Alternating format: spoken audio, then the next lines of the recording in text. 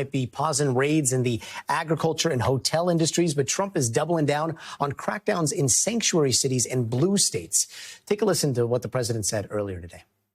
I want them to focus on the cities, because the cities are where you really have what's called sanctuary cities, and that's where the people are. Biden allowed 21 million people to come into our country. Of that, vast numbers of those people were murderers, killers, people from gangs, people from jails. They emptied their jails out into the U.S. Most of those people are in the cities, all blue cities, all Democrat-run cities. For more, here's NBC senior Homeland Security correspondent Julia Ainsley. We obtained a memo here at NBC News that shows that an email that went out to senior ICE officials all over the country told them not to make arrests anymore at certain workplace locations. That includes anywhere in the agriculture industry, like fisheries and meatpacking plants, as well as the hospitality industry, so restaurants, hotels.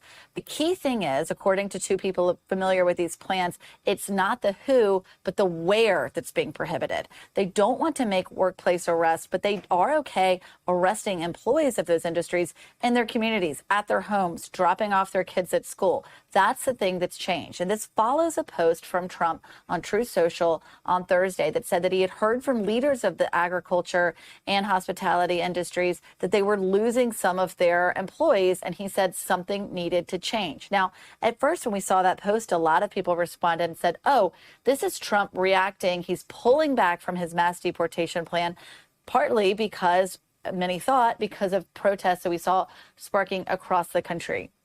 But what we're now being told from the DHS spokeswoman and others is not so fast, that in fact, Trump is sympathetic to the employers here, doesn't want the optics of a workplace raid, but they are not pulling back from the 3,000 a day quota set by Deputy Chief of Staff Stephen Miller. He told ICE officials in mid-May that if they didn't start arresting 3,000 immigrants a day, which has never been done, they would start firing the bottom 10% performing leaders of those field offices. And so there's a lot of pressure on ICE. We're told right now they're making over 2,000 arrests a day. That is a record, but it's nowhere near that 3,000. And in the memo we obtained, it says that they recognize that not being able to make these workplace arrests, where sometimes they can arrest over 100 people, will hurt them when they try to meet those targets. They acknowledge that, but basically say they're going to do a survey of the workforce, but there's really not a lot they can do about that at this time. So what we're watching is a pivot, but not really a 180 on Trump's immigration policies so far. We're also paying attention to those protests in Los Angeles, and we're looking at what Trump has said about what could come next in other cities. He's really been pinning sanctuary cities, mainly led by Democratic mayors across the country, as places where he wants to ramp up arrests next.